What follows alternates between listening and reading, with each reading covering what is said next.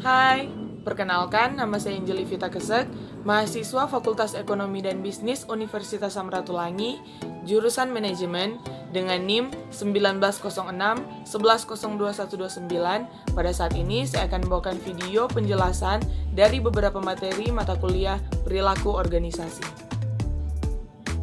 Materi yang pertama yaitu teori motivasi. Yang pertama, teori kebutuhan. Teori motivasi yang dikembangkan oleh Abraham Maslow pada intinya berkisar pada pendapat bahwa manusia mempunyai 5 tingkat atau hierarki kebutuhan, yaitu 1. Kebutuhan fisiologikal, seperti rasa lapar, haus, istirahat. 2. Kebutuhan rasa aman, tidak dalam arti fisik semata, tetapi juga mental, psikologikal, dan intelektual. Yang ketiga, kebutuhan akan kasih sayang.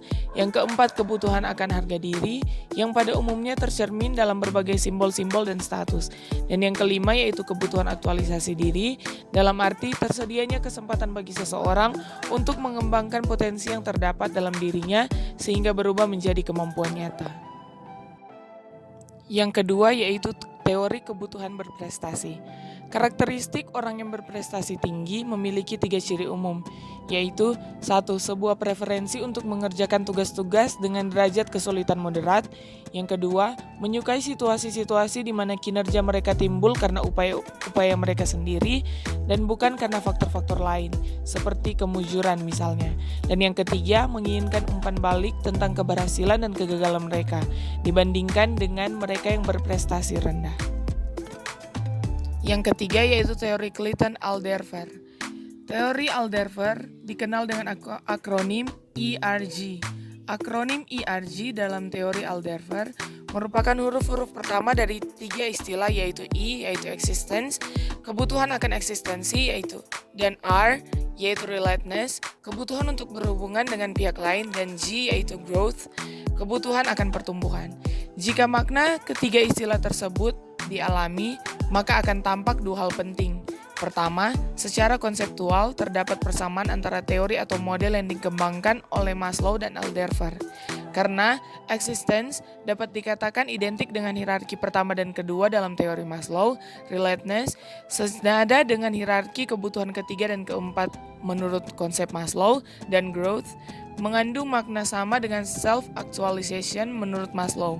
Kedua, teori Alderfer menekankan bahwa berbagai jenis kebutuhan manusia itu diusahakan pemuasannya secara serentak.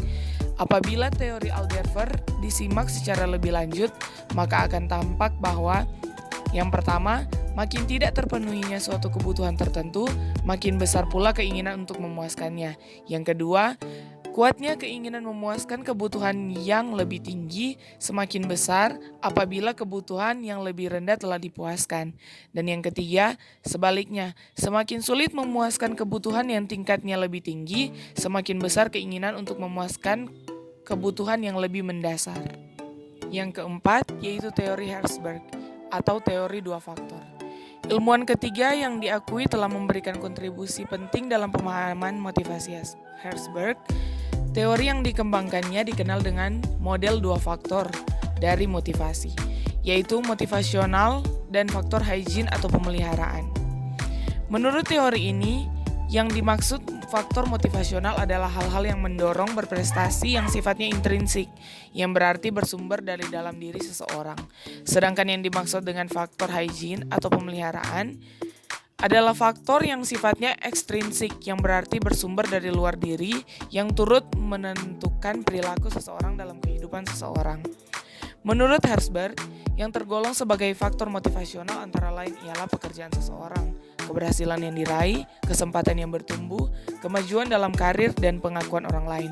Sedangkan faktor-faktor pemeliharaan mencakup antara lain status seseorang dalam organisasi, hubungan seorang individu dengan atasannya, hubungan seseorang dengan rekan-rekan sekerjanya, teknik penyeliaan oleh para penyelia, kebijakan organisasi, sistem administrasi dalam organisasi, kondisi kerja, dan sistem imbalan yang berlaku. Salah satu tantangan dalam memahami dan menerapkan teori Herzberg ialah memperhitungkan dengan tepat faktor mana yang lebih berpengaruh kuat dalam kehidupan seseorang, apakah ini bersifat intrinsik ataukah yang bersifat ekstrinsik. Materi yang kedua yaitu teori-teori kepemimpinan. Yang pertama teori sifat, yang kedua teori perilaku, yang ketiga teori lingkungan, yang keempat teori implisit, yang kelima teori Greatman, yang keenam teori transformasi, yang ketujuh teori neokarismatik, dan yang kedelapan teori kepemimpinan karismatik. Yang pertama adalah teori sifat. Teori sifat disebut juga teori genetik karena menganggap bahwa pemimpin itu dilahirkan dan bukan dibentuk. Teori ini menjelaskan bahwa eksistensi seorang pemimpin dapat dilihat dan dinilai berdasarkan sifat-sifat sejak lahir sebagai sesuatu yang diwariskan. Teori ini mengatakan bahwa pemimpin diidentifikasikan berdasarkan atas sifat atau ciri yang dimiliki oleh para pemimpin. Pendekatan ini mengemukakan bahwa ada karakteristik tertentu seperti fisik, sosialisasi, dan intelijensi atau kecenderungan yang esensial bagi pemimpin yang efektif yang merupakan kualitas bawaan seseorang. Berdasarkan teori kepemimpinan ini, asumsi dasar yang dimunculkan adalah kepemimpinan memerlukan serangkaian sifat, ciri atau perangai tertentu yang menjamin keberhasilan setiap situasi. Keberhasilan seseorang pemimpin diletakkan pada kepribadian pemimpin itu sendiri. Yang kedua yaitu teori perilaku. Teori ini berusaha menjelaskan apa yang dilakukan oleh seorang pemimpin yang efektif, bagaimana mereka mendelegasikan tugas, berkomunikasi, dan memotivasi bawahan. Menurut teori ini, seseorang bisa belajar dan mengembangkan diri menjadi seorang pemimpin efektif, tidak tergantung pada sifat-sifat yang sudah melekat padanya. Jadi seorang pemimpin bukan dilahirkan untuk menjadi pemimpin, namun menjadi seorang pemimpin dapat dipelajari dari apa yang dilakukan oleh pemimpin yang efektif ataupun dari pengalaman. Teori ini mengutarakan bahwa pemimpin harus dipandang sebagai hubungan di antara orang-orang, bukan sifat-sifat atau ciri-ciri seorang individu. Oleh karena itu, keberhasilan seorang pemimpin sangat ditentukan oleh kemampuan pemimpin dalam hubungannya berinteraksi dengan segenap anggotanya. Yang ketiga yaitu teori lingkungan. Teori ini beranggapan bahwa munculnya pemimpin-pemimpin itu merupakan hasil dari waktu, tempat, dan keadaan. Teori ini secara garis besar menjelaskan bahwa keberhasilan seseorang pemimpin dalam menjalankan tugasnya sangat tergantung terhadap situasi dan gaya kepemimpinan yang dipakainya. Untuk situasi yang berbeda, maka dipakai gaya yang berbeda pula. Berdasarkan teori lingkungan, seseorang mampu mengubah model gaya kepemimpinannya sesuai dengan tuntutan dan situasi zaman. Oleh karena itu, situasi dan kondisi yang berubah menghendaki gaya dan model kepemimpinan untuk berubah. Sebab, jika pemimpin tidak melakukan perubahan sesuai dengan kebutuhan zaman, kepemimpinannya tidak akan berhasil secara maksimal. Tingkah laku dalam gaya kepemimpinan ini dapat dipelajari dari proses belajar dan pengalaman pemimpin tersebut, sehingga seorang pemimpin untuk menghadapi situasi yang berbeda akan memakai gaya kepemimpinan yang sesuai dengan situasi yang dialami. Pada teori Pat Gould menerangkan bahwa bagaimana perilaku seorang pemimpin memengaruhi motivasi dan prestasi pekerja para bawahannya. Dalam situasi kerja yang berbeda-beda, teori ini lahir dari teori motivasi pengharapan, ekspektasi, di mana motivasi seorang pekerja tergantung pada pengharapannya bahwa prestasi tinggi merupakan alat untuk mendapatkan hasil-hasil positif, dan untuk menghindari diri dari hasil-hasil negatif. Teori Pat menerangkan bahwa perilaku atau gaya seseorang pemimpin memengaruhi prestasi kerja bawahannya. Yang keempat yaitu teori implisit. Teori kepemimpinan implisit merupakan keyakinan dan asumsi tentang karakteristik dari pemimpin yang efektif. Teori implisit biasanya melibatkan stereotype dan prototipe tentang ciri, keterampilan, atau perilaku yang relevan. Tujuan utamanya untuk membedakan para pemimpin di antara berbagai jenis pemimpin, misalnya manajer, politikus, perwira militer. Teori ini dikembangkan dan dimurnikan seiring waktu sebagai hasil dari pengalaman aktual dengan para pemimpin, keterpaparan terhadap literatur tentang pemimpin yang efektif, dan pengaruh sosial budaya lainnya. Yang kelima yaitu teori Greatman. Menurut teori ini, seorang pemimpin besar terlahir sebagai pemimpin yang memiliki berbagai ciri-ciri individu yang sangat berbeda dengan kebanyakan manusia lainnya. Ciri-ciri individu tersebut mencakup karisma, intelijensi, kebijaksanaan, dan dapat menggunakan kekuasaan yang dimilikinya untuk membuat berbagai keputusan yang memberi dampak besar bagi sejarah manusia. Karisma sendiri menunjukkan kepribadian seseorang yang dicirikan oleh pesona pribadi, daya tarik yang disertai dengan kemampuan komunikasi interpersonal dan persuasi yang luar biasa. Menurut Carlyle, pemimpin besar akan dilahirkan saat dibutuhkan oleh situasi sehingga para pemimpin tidak bisa dibuat. Selanjutnya, teori transformasi. Teori ini didasari oleh hasil penelitian mengenai adanya perilaku kepemimpinan di mana para pemimpin yang kemudian dikategorikan sebagai pemimpin transformasi atau transformational leader memberikan inspirasi kepada sumber daya manusia yang lain dalam organisasi untuk mencapai sesuatu yang melebihi apa yang direncanakan oleh organisasi.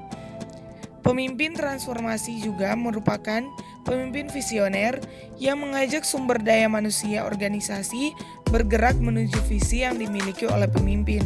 Para pemimpin transformasi lebih mengandalkan karisma dan kewibawaan dalam menjalankan kepemimpinannya. Yang ketujuh, teori neokarismatik. Teori kepemimpinan yang menekankan simbolisme daya tarik emosional dan komitmen pengikut yang luar biasa. Dan yang terakhir, teori kepemimpinan karismatik. Teori ini mengemukakan bahwa para pengikut membuat atribut dari kemampuan kepemimpinan yang heroik bila mereka mengamati perilaku-perilaku tertentu dari pemimpinnya. Materi yang terakhir yaitu proses komunikasi. Proses komunikasi merupakan suatu proses berinteraksi atau terjadinya transaksi dengan maksud di mana komponen-komponennya saling terkait dan para komunikator beraksi dan bereaksi. Proses komunikasi terbagi menjadi dua tahap, yaitu proses komunikasi secara primer, yaitu proses penyampaian pikiran atau perasaan seseorang kepada orang lain dengan menggunakan lambang atau simbol sebagai media. Lambang sebagai media primer dalam proses komunikasi adalah bahasa, isyarat, gambar, warna, dan lain sebagainya, yang secara langsung mampu menerjemahkan pikiran dan atau perasaan komunikator kepada komunikan. Proses komunikasi secara sekunder adalah proses penyampaian pesan oleh seseorang kepada orang lain dengan menggunakan alat atau sarana sebagai media kedua setelah memakai lambang sebagai media pertama. Seorang komunikator menggunakan media kedua dalam melancarkan komunikasinya karena komunikan sebagai sasaran berada di tempat yang relatif jauh atau jumlahnya banyak. Surat, telepon, telex, surat kabar, majalah, radio, televisi, film, dan banyak lagi adalah media kedua yang sering digunakan dalam komunikasi. Unsur-unsur dalam proses komunikasi. Yang pertama adalah sender. Sender adalah si penyampai pesan atau komunikator. Di sini, sender adalah sebagai orang yang berinisiatif dalam menyampaikan informasi atau gagasan. Yang kedua adalah encoding. Encoding adalah proses transmisi atau transfer informasi dari seseorang kepada orang lain. Umumnya encoding menggunakan simbol sebagai media. Yang ketiga adalah message. Message adalah pesan yang diwujudkan dalam simbol yang bermakna. Penyampaian dari pesan inilah yang menjadi alasan utama terjadinya komunikasi. Yang keempat adalah media. Media disebut juga saluran komunikator yang digunakan sebagai alat untuk menyampaikan informasi agar diterima oleh komunikan. Yang kelima adalah decoding. Decoding adalah proses di mana komunikan akan menerjemahkan pesan melalui lambang yang disampaikan oleh komunikator kepadanya. Yang keenam adalah receiver. Receiver adalah orang atau komunikan yang menerima pesan. Yang ketujuh adalah response. Response adalah tanggapan atau reaksi komunikan yang ditunjukkan kepada informasi yang diberikan oleh komunikator setelah pesan tersebut diterima. Yang kedelapan adalah feedback. Feedback atau umpan balik adalah wujud reaksi komunikan terhadap pesan yang disampaikan. Reaksi ini ditunjukkan dengan cara memberikan kritik, saran, dan lain sebagainya. Yang kesembilan adalah noise. Noise merupakan gangguan tidak terencana yang sering terjadi dalam proses komunikasi. Noise ini bisa membuat misunderstanding akibat perbedaan pemahaman antara komunikator dengan komunikan tentang informasi yang disampaikan.